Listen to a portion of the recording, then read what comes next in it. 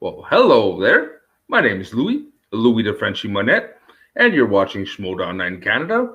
Well, we have a special guest from you, number one contender, Mr. Chandru. How are you today, sir? Hey, I'm good. How are you guys? Like happy Schmoedown night in Canada? Yeah, I'm pretty good. Very occupied today. I have like three tapings to do today, but Wow. I'm really happy you're my first project of the day today. Been really anticipating meeting you for in well real for a I long know. time now. I know. We've been chatting, trying to set up this interview too. But like, it's good to finally actually like meet you in person as so much as like in through via chat. Uh, Without a beard this time, which Without the makes beard this time uh too. it makes me so sad. I miss it already. All right. So okay, well let's go straight into it. Could you describe a bit your journey in Schmoedown? How did it happen? How did it begin? So, how I found Schmoedown was initially like through Screen Junkies. I was like a big movies and TV fan, and I was following Screen Junkies for almost like a couple years. I would watch them almost daily, literally every video that they dropped. And then I was like a big fan of Dan Marvel and Joestar and all those people, and definitely and a lot of those personalities who would show up in movie fights as well. And one of these days, I just became aware of the Schmoedown too, where a lot more of these personalities are also like doing one more fun thing, and I just like wanted to check it out. And it also just like showed up on my YouTube feed, one of those big matches. And right after Collision 3, Collision, was it Collision 2? Right after the Andrew Guy Dan Murrell match, like a Mm. week after that dropped, was when it showed up on my YouTube feed. And so I just watched that first match. And I skipped through all of the promos and stuff, just watched the trivia. And as soon as I saw that match, I was instantly hooked. It seemed Mm. almost like tailor made for me. And after that same day, I binged like 6 or 7 matches. And Damn. after that, went through like the whole season three to five at that point within like a month. And Damn. another 2 months, I became like a super fan. I even went to the live event where Mara was facing Jason Inman. Mm. and Hell of a match.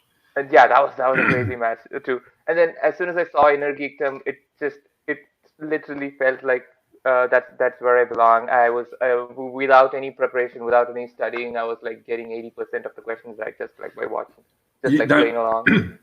now you said something when you watched your first match, you got instantly hooked. What hooked you? What was in the Schmoedown trivia that just went, oh yeah, this is for me? So mostly it's the trivia aspect too. Like just I knew in that match, I think I knew like 5 to 10, something like 5 to 10 questions. And I was Okay. like, oh, this is actually fun. And the whole like game structure of it seemed Mm. well thought out. At that time, they had like mostly ironed out like most kings. And the whole format of it, the gamification with the wheel and the not choosing the numbers, so not making it too much like just like Jeopardy, but having more like fun and strategy aspects to it Mm. was also really interesting. And and the fact that I could play along, especially when it came to inner geekdom, and also like these personalities seeing like a different sort of facet of their life too was really interesting for me. And like the wrestling aspect too, because like I didn't initially get the wrestling aspect in the first month or so of watching. I would Mm. still skip a lot of those um, promos and cutscenes and stuff. But then after that, at certain matches, the gameplay would actually be affected by the storylines, or Mm-hmm. the drama of it, the weight of it came from the storylines. So after that, I skipped nothing. During my second binge of the whole thing through, I even started at season one. I skipped nothing. I was like watching everything, the promos, to the post interviews, and all of those too. So, And yeah, the wrestling aspect I got it late. Like I got into it late. But then I also like grew up like from ages 9 to 12. I was like a big wrestling fan too, so Mm. that aspect. So all of it, it just meant it just seemed like it was meant to be like this was tailor made for me as a fan. And when did you have the haha moment that, yeah, I can do this? Was it at the live event, or when was that trigger that I have to do this? This has to go my way. I think watching so at first like the first 5 or 6 matches, I didn't realize that Inner Geekdom division existed. So I Mm. was just like watching all of collisions. I think through. I didn't realize there were different divisions, or I knew there were singles and teams, and that was pretty much the extent of my knowledge. And I think Collision there was like a Rachel Cushing versus Eric Zipper match where I was just like it was playing in my TV while I was like doing something in the kitchen, and I was Mm. like definitely getting more questions right than than in the previous like 3 or 4 matches that I 4 or 5 matches that I had watched, and I suddenly um, walked in to check what the wheel, see that the wheel was different and Hmm. like the whole setting was different too. And then I realized, oh wait, this is Inner Geekdom. And then I went back and like just did a binge of all those division matches, and I think just watching the first match of like Cushing versus Zipper was when I was like, okay, this is my favorite division, and that when it clicked for me. And the the the match where I realized I could do it was strangely another Rachel Cushing match. It was Mm. Rachel Cushing versus Emma versus Mara Knopik. Oh, that the one with the overtime. Hmm. Yeah, Oh man. by that time I had already like binged through, and I was like fully caught up with the seasons. Mm. So I was I think in that one the first round I was like getting 8 or 9 points, and then a bunch of those sudden death questions that both of them got wrong. I was like getting them, and Damn. and I was like, okay, if without prep I can do all this, and I know that they're all local, and I can like try and pitch myself as a player. I can definitely do well in this league. And Uh, and how that match is when it clicked me that like I could be a viable competitor at that point. how did you pitch? Did you go directly to Harloff? Did you how did you present yourself? So I think at the first live event, I still wasn't sure if I have sort of like the personality or uh, the presence to compete, right? So at that time, and I also didn't have that much time to talk to both Harloff and Ellis. We just took a picture together. Mm. I remember I just gave like Ellis my visiting card saying if you want like question writers for Inner Geekdom, I would definitely please keep this in mind. And of course, Ellis meets like hundreds of people that day. So Yeah. I don't blame him for not contacting me, but contacting this like crazy person back who just gave him a visiting card. But then I went to the awards show, and after the awards show, there was like a lot of downtime.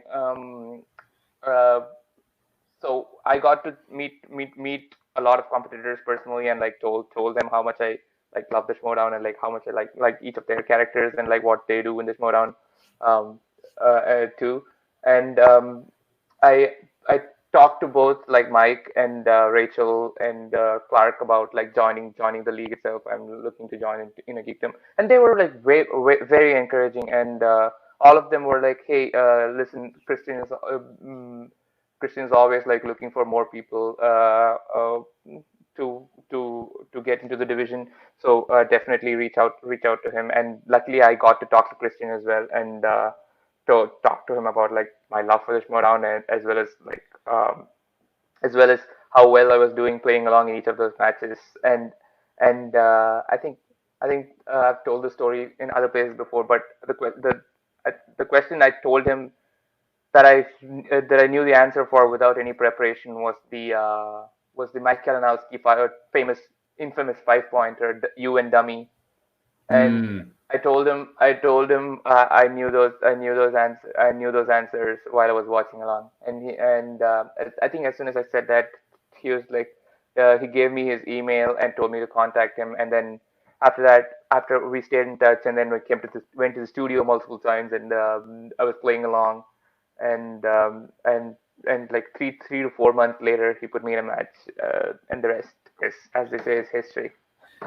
Could you describe me like that your first match? What was going through your head, knowing like, okay, this is your shot? What was going through your head then?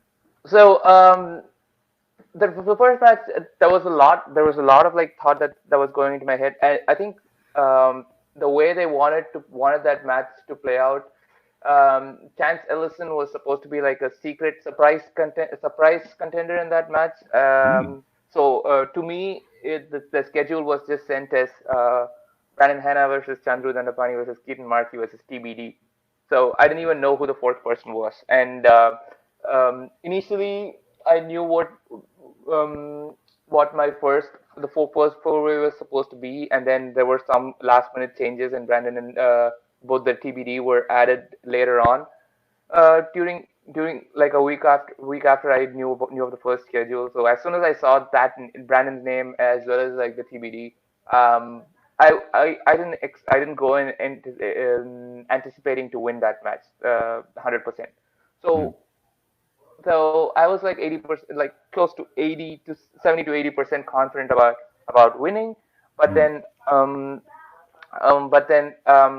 I also wanted to think of the bigger game as to what I would do if in case I don't win, right? So the only thing I came up with was establish much of a presence, like show that you're fun to have Mm. in the match, even though you lose, so you get called back, right? Mm. So that was my idea. Like play this zeitgeist character as much as Yeah. possible.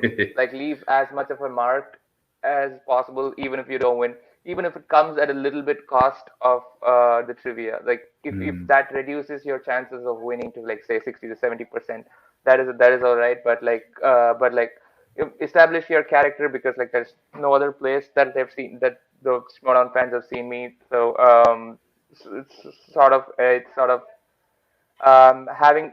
having that fun presence is what I was hoping for. So W- in that way, I was like going for like a Mike Carlson, Josh Mokuba vibe, where mm. even if I don't win the match, I'll definitely be like called for another match.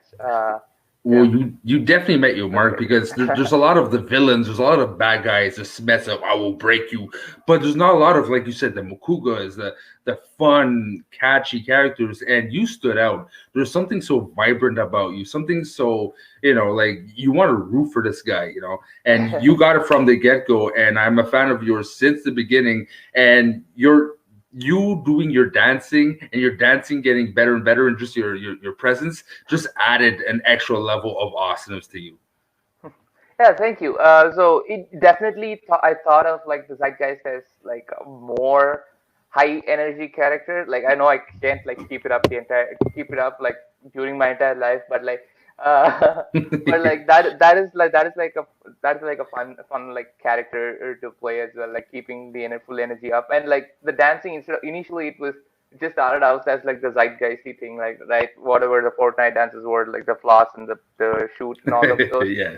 But then um, slowly it morphed into, because I was not the zeitgeist anymore from the second match on. Slowly it just morphed into just dancing being my thing, instead of flossing being my thing. So I've really been like fortunate enough to incorporate and like show more of my dance skills through that too. So it's always like fun to play this like high energy character Well, talking on about that, Schmoedown, and like have a variety. and talk about dancing. You added probably the grooviest manager you can have, Winston, from the swag. How did adding that manager, like having that aspect in your gameplay, change for you? It definitely like improved my gameplay. If you've seen, in case you've like seen the difference in my gameplay between this season and the previous season. So he definitely has improved my confidence Mm. going into the matches too. Winston believes in his entire faction, Mm. uh, very deeply, and he believes in me as well, and the amount of like impact I can make this season. And also it's just it's just at this point, I feel like I'm winning for like the victory is for someone else. The fact Mm, that I'm like winning for someone else gives me even more motivation because mm, all of last season I just felt like all of this is just for my own vanity or like my own pride mm. or my just to boost up my own ego or something like that. But now the whole sports aspect of it and like uh, I am like to giving a return on investment on someone who believes me even more than I do is something I can like get behind. And there's no more question of am I being vain. Is it just me trying to get appreciation or praise for my own knowledge. It's more about getting a win for the team. So change my approach to the game a little bit. And training wise also, like Winston has been helping me train, and also he realizes that in certain aspects that I already have like my schedules and training regimens, and he's also completely okay with letting me do my own thing, and Mm. putting a lot of trust in me as well. So yeah, long answer short, it's just given me like more things to more more motivation and like more confidence. Well, the way I hear it is you needed a sense of community. You needed not just like you said, do it for yourself, but to be part of something bigger than you and to do it as a team. Exactly. And I completely get that. And Winston, if I'm maybe not mistaken, he seems to be like the coolest managers of all. Kaiser, I just spoke to him recently. He's awesome. He's weird, but Winston is probably the one I would like to have a beer over the most and just talk about anything because that guy seems to be able to talk about anything and just have a good time talking about like unicorns and probably have a good time with it. Yeah, that is true. Like Winston's very cool to talk to. He's like this like high energy person too. I think age wise as well. Like he's the closest to my generation too. So Mm, so we have that like going as well.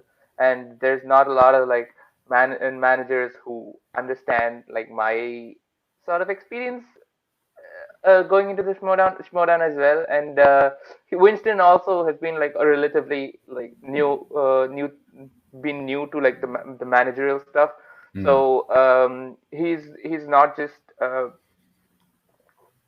so some managers they have like their own shtick or thing that they've been doing for like 2 or 3 seasons, and mm. they're not very open to feedback or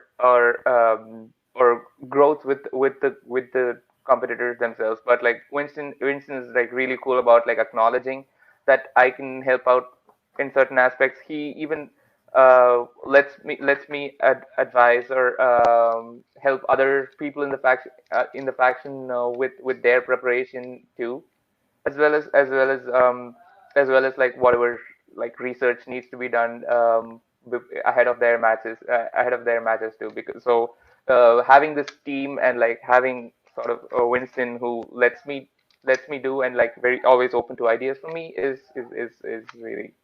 really fun to have.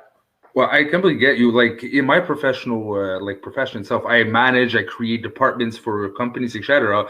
And having that aspect of like having putting your style, putting your stamp on something Mhm. new, and taking feedback from other people and seeing this like Frankenstein built from ground up and seeing the results of it. And is part of it is because of you. It's one of the most accomplishing feelings you can have. So I can only imagine applying that in a brand new faction. That must be an incredible feeling. Yeah, exactly. So in terms of like companies, if you think of like a lot of these like existing managers and their factions, it's more like corporate companies, and we are more like a tech startup, bros. That's the vibe I get. It's just like a very like easy chair and beanbag in our office, and there's a Nintendo Switch playing in one corner. I That's the kind of the vibe I get from Swag Faction. I already see Winston in Bermuda and flip flops right now. Exactly. uh, all right, cool. And now you do specialize in IG, but like so you get involved more. You're getting more into the schmoedown. Do you feel like you're ready to branch off into other leagues, or are you really just concentrating in IG right now? The main concentration for me would still be IG. Like that's where that's the belt I want more, and Mm. that's the one that feels most like home to me. That's kind of like my home. But I can and I've talked to Winston about this. I've talked to Christian about this also. I can definitely. I've been getting more deeper and deeper into Star Wars. I can definitely like, do some damage in the Star Wars division, and I've been pitching Winston about like a team too with the swag squad. Um, I can be like a strong B player for a team. I know Lon and Paul already have this like amazing team in final exam. So I was like we were pitching like a fun team that could happen with like Josh Makuga and I. That could be like a fun, like sort of dancing, taking everything lightly to the team, especially in different divisions. Like I am not going to be uh, as perfect or cutthroat in teams as I am in IG. So I feel like I would also like have way more fun in that division. So I can show like more of my fun side Yeah, uh, but as well. Makuga has stated that he's not there to win; he's there to have a show. And Exactly. you're the same. Like in your first match, you were like, "If I lose, I lose. If I at least can show my personality, that'd be fun." So that kind of reaches your one of your first goals to begin with.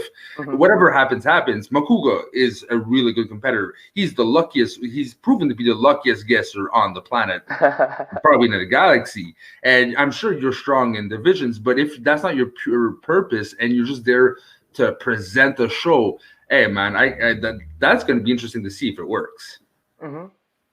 I know Makuga right now is like busy with his uh, Food Network show and all of that. But then once all of this blows over and like we have everyone's schedule better sorted out, we can. That's a team that I would definitely like be really excited about. We'll see what the rest of the season brings.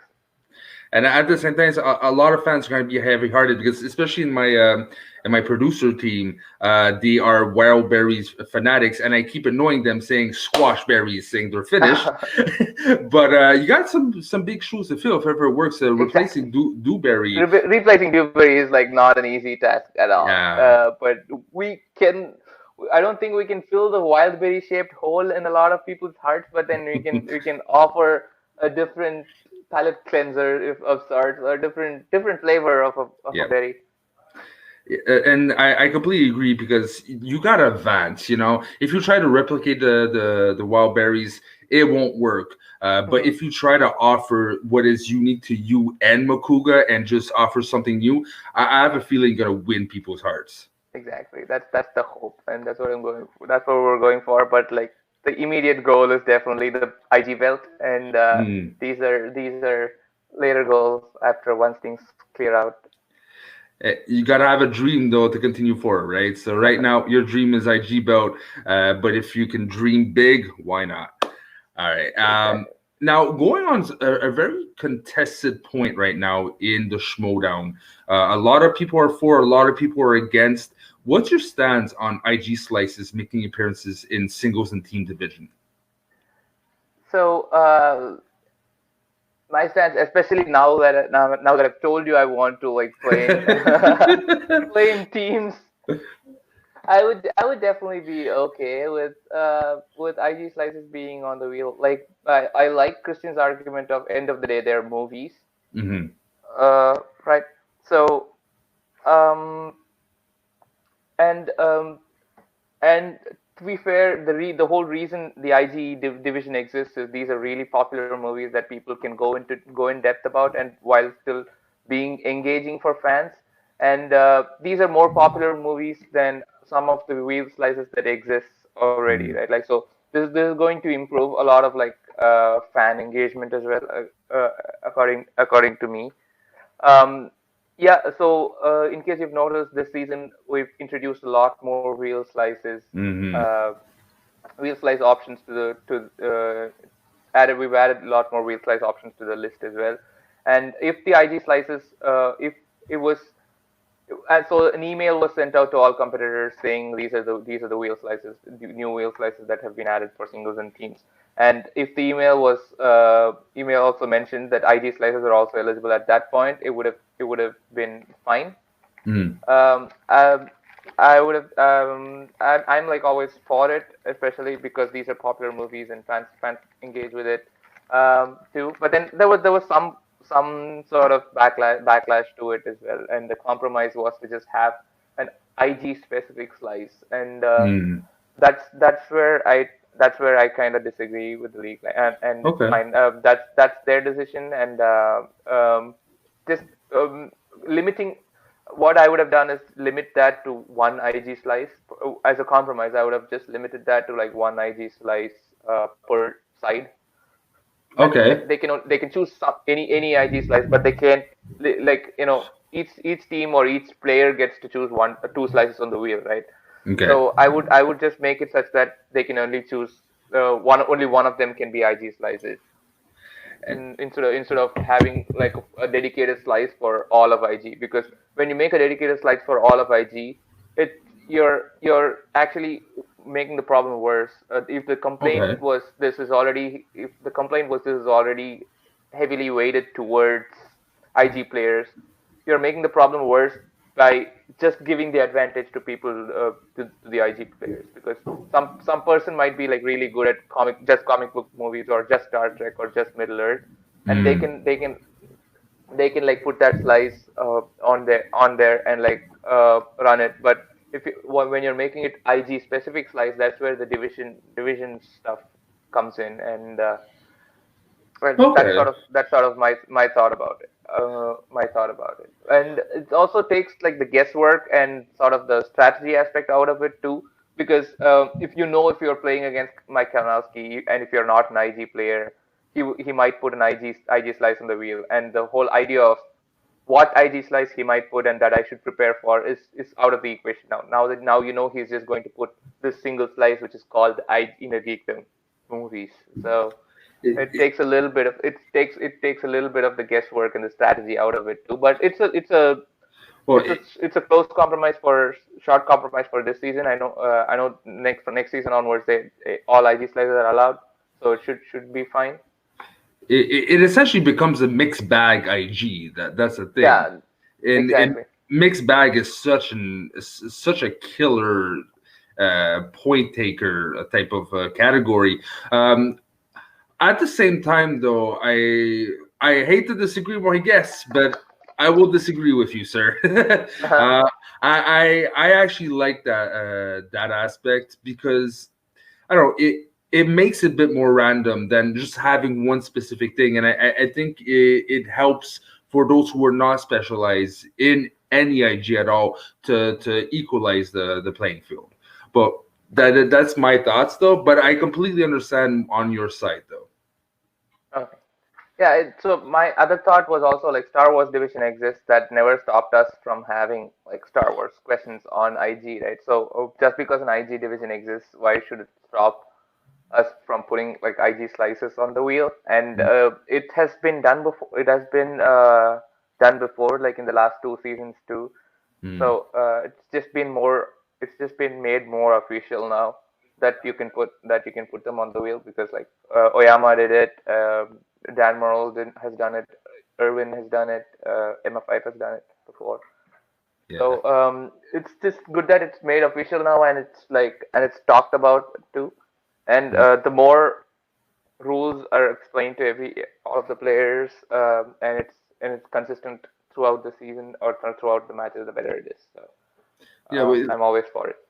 the more you go into sport, the more you need to know Need all. to like nail out and like have rule books and so on too. Yeah, exactly. Did you get a rulebook yet? Is it out officially? I haven't. I still need to like reach out and ask them for it. Apparently, like there was a question guide that was sent out too, and maybe that's for more for singles and teams. But like, it's good to have those too for Mm, IG as well. I need to reach out to my manager and like get all the documents that have been sent, for, especially now with managers and factions. mm. Um, all coordination communication is through I make them through managers instead of like on my own. So Winston like takes care of all of that Mm. for us as well. So So Winston does a lot of work. Like I recently, like so being we a talked. manager, yeah, Yeah, well, I talked to Kaiser it's not easy, man. with my conversation with Kaiser. He told me this is a second job. Yeah. This has become like half of my life now. Is it the same thing with Winston? Yeah, for sure. He is putting a lot of effort into it as well. And with him, he's also like busy with his other jobs Mm, too. So he's putting as much time as possible into it. And like he's one of the managers who's not so far who's like not missed a single match of his true. faction, and he's always like there for us, and anytime we need any support or training, he's like always down to help. Yeah, he seems to have a big heart. Like he's a first time manager, but it doesn't show. It really doesn't show. Yeah, exactly. He's come out of the gate swinging, and being having played the game also in like multiple divisions helps a lot. So he knows the player side of it too, and he can definitely hold his own and the promo post interview side as well. So that's one less thing that you as a player have to worry about too. Yeah, and that's a beautiful thing. If you have less weight on your shoulders, you can Hmm. just concentrate on the game. That just makes the title shot a lot easier. Exactly, exactly. Now, talking about title shots and like you advancing into schmoedown, I've been seeing something, sir. You're playing with more. You have more of an edge to you. And would you react if people start booing you because of that edge in the crowds? How would you react with that kind of situation? Um, so so for me, like even the last three matches that I've played against like Brandon twice or against Ken Smith, or even the match before where I played Jared, uh, I knew that the studio and like because like who was in the studio and like who are close friends with whom, that I would be getting less cheers than the players I'm playing against. So that is something I've always like mentally prepared for. So Okay. it wouldn't it's not like something um something that would surprise me, uh, especially because like Smets, even though he's technically a heel, he is Mm. still like loved by the fans so much. It's and they're just going. I know they're going to cheer him way more than they're going to cheer me in at a live event. I'm already like prepared for it. And if they boo, they boo. It's it's fine. It's better than hearing silence when you walk out. Yeah, at least they're reacting, you know. Yeah, exactly. Some uh, reaction is better than no reaction. do you think you're the type of player that can feed off the boost, that you can kind of embrace the heel, or you're just gonna be like, it is what it is. I know my character. Let's go. I don't know. Honestly, I don't know how I'm gonna react. I have it's something that I think will surprise myself with as to how I'm All right. going to react. I kind of want to just like keep an open mind about it. I'm definitely like anticipating some because of how reactions from certain comments and certain podcasts and certain videos are going, especially like from my own peers too. So I'm definitely like I definitely won't be blindsided by it, but how I'm going to react is just going to be I like to be loose and in the moment during my games. I don't I plan for most of the things, but like how I react, I still try to be more um, in the moment about more spontaneous about those things. So we'll see is all I can say. Except luckily, most of the preparation and most of the stuff is already in there. So so it's just a matter of bringing that out, and with this be a distraction is something I need to see for myself. But the competitive aspect is still going to be there. I'm going to be competitive regardless of what reaction I'm getting. I like that too. You're just gonna go with your gut because most of the, even in wrestling, most of the best moments are the moments you don't plan for. You just instinctively let out the moments that come from inside and just go from your subconscious. So I really hope you run with that and you have something amazing on stage. You know, I can't wait to see that, man. All right. Now that being said, I want to, we know a bit of Chandru the player. I want to know Chandru the man a bit. Okay. So, Okay. is there something that the fans don't know about you that you'd be surprised to know about you? Okay. So I think some people already know about this part, but my major both in college and grad school is aeronautics, is Okay. aerospace engineering, and because of that, my dream job used to be, and it still is, like since the age of like 11 or 12, is to be an astronaut. All right. So I know I went into the computational field a little bit. So so they don't usually like when they're sending scientists or engineers into space. It's mostly like the experimental people who are more my hands-on, who are more into hands-on stuff. But like that's my sort of long-term career goal. And as of now, I'm on a trajectory more towards like academia. Um, I am a postdoctoral scholar at Caltech, working on a project with JPL about hybrid rockets and using plastic as a fuel. And once I'm done with that, I'm like looking for faculty positions.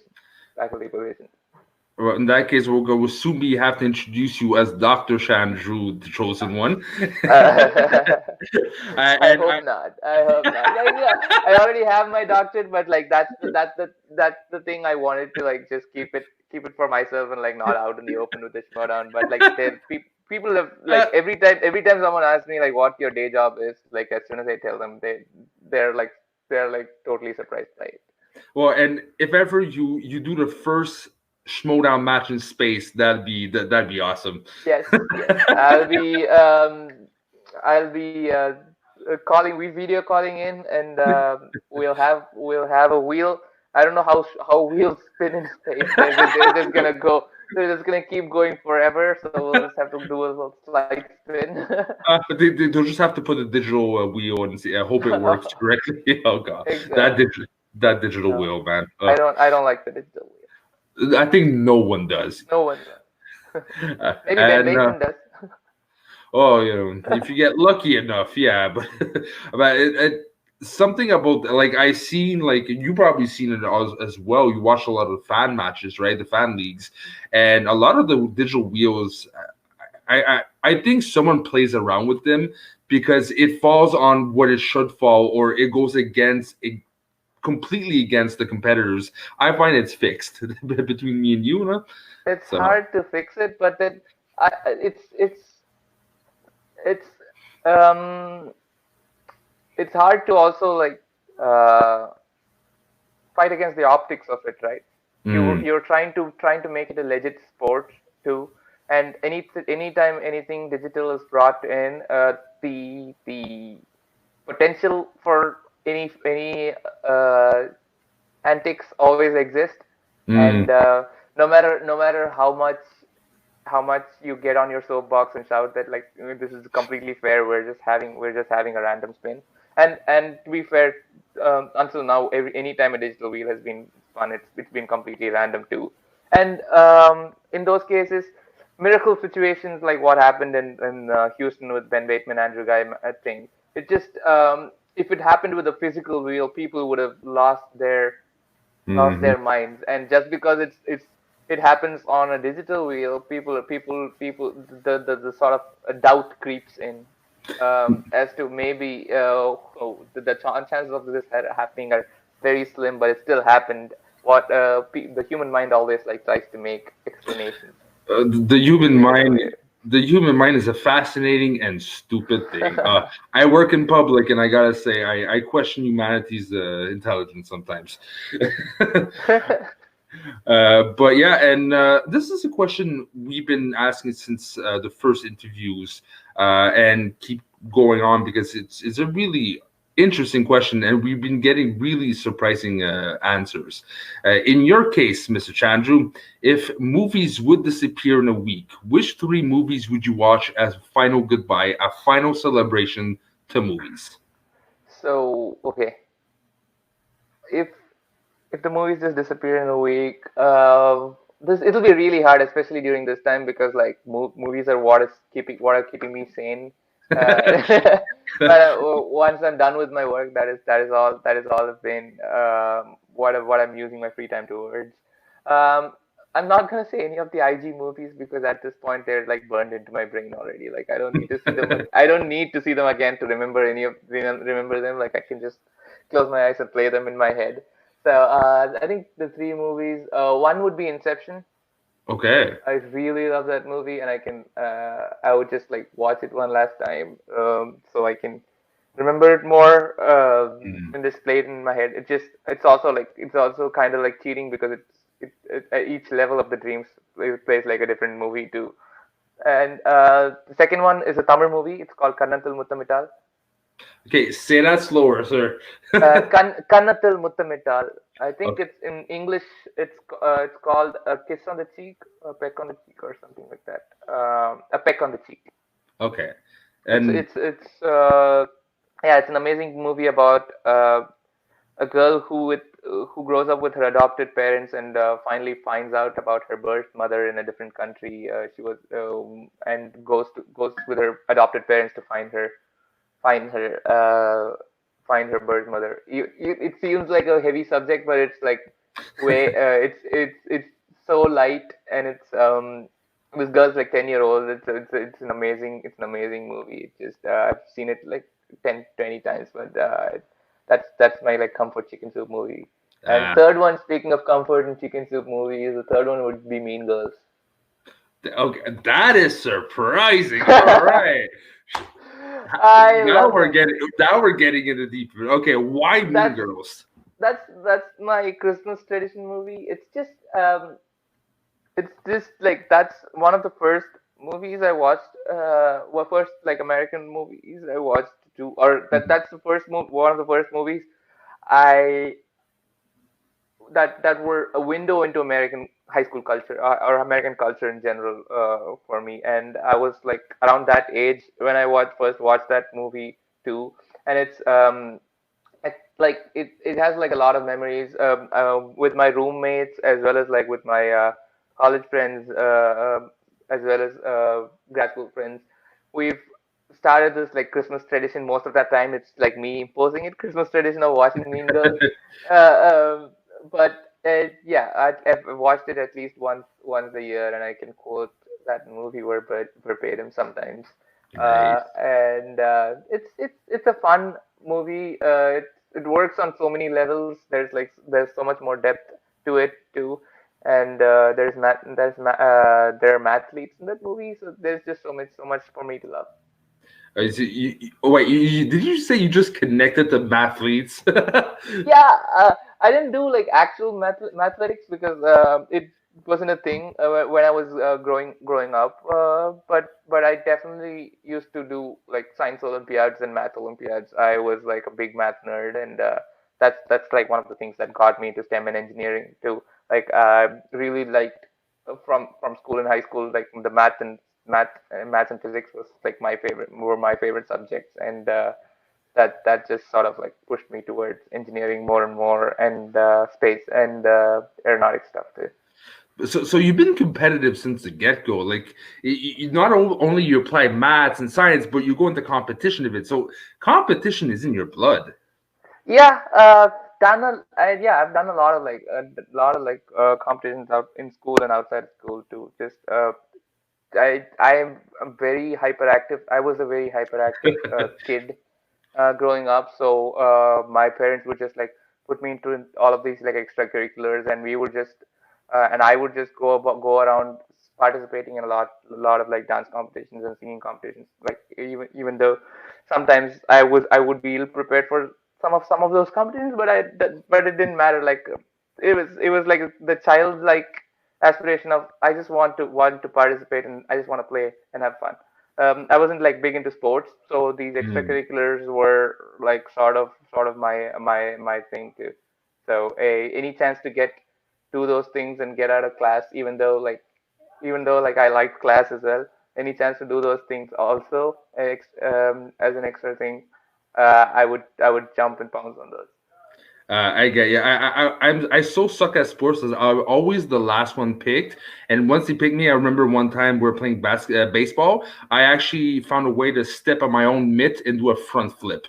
So Oh, yeah, I'm not bad. So I completely get you. I'm a very competitive nature person. So me with video games, D&D. I annoy people when I play D&D because I always try to make it decimate more everything. competitive. Yeah, and create the most weirdest characters. I'll talk about that another Hmm. time because there's certain things I just can't mention on air. But Yeah. but I can't believe. Similarly, yeah, I think I played basketball for like a couple years, and if you can see, I chipped my front Damn. tooth playing it, and then that's when I stopped playing basketball. This was like when I was 10 or 11, and ever since then, it's just been mostly other like the extracurricular dance and drama and improv and Mm. theater, those kind of things. And now Schmoedown. Schmoedown, yeah, and I can. It's fun. It's almost like I've been preparing my entire life for this. Like I can Mm. use all of my skills into like one thing. Mhm. Uh, it's nice when you get to sort of nice when things line up like that. Yeah. Now, before we finish, again, I'll keep referencing because, yeah, name drop. Kaiser speaks very highly of you. He has a Oh wow. lot. He has a lot of respect. A lot of, he wants to beat you. He wants Smets to completely destroy you. But Of course. he has a lot of respect for you. But at the same time, what do you have to say to Smets coming up in his match? What is the message you want to give him? Uh, Ah, this is a tough question. First I'll say like Kaiser. I love Kaiser like backstage. Like of course I would want to beat his boy, Smith too. But then both of us, uh, it's just there's just so much friendship in the backstage. Like, and they get it. Kaiser and Smith both get the fact that once we go on the stage or go on camera, we're like really good. We're like just competing against each other, and we just both want to like get that win against the other person. And um and and once we're done, we're just like actors or improvisers who are hanging out backstage, right? Performers who are just hanging out backstage, and we're all friends. And Kaiser is like one of the most friendly people in behind camera to Mm. me. He's been like really encouraging of like what I'm doing and what I want to do. But then yeah, so I think my message to Smiths is to study up all his flashcards because he's gonna need all of them. Mm. Okay. All right. That short, sweet, but effective. Look, I can't wait to see you two. It's gonna be a game for the ages because someone's gonna miss that the other person's gonna win. It's gonna be that close. I think the IG has become that kind of league. You have to have the highest type of accuracy, and this season, my friend, you are becoming a machine, and Thanks, I man. can't wait to see it all unfold. So that being said, where can the people find you on the internet? I'm. I even put it in my Oh, look at exactly. There you go. that. Even put it in my video. I'm at Chandru things on all the socials. You can hit me up there or on Facebook. I'm on the Movie TV More on Facebook page, or like there's my own Facebook page too, Drew Crew. where I train with a lot of the fans there. And if you want to help me prepare or like have any other inputs into my entrances like promos, always hit me up in those places. Definitely, I love talking Schmoedown Mm. with all of them, and would love to join a conversation about it. Yeah, Anytime. I definitely want to put a special shout out to your group. They're very dedicated. That's how I found you.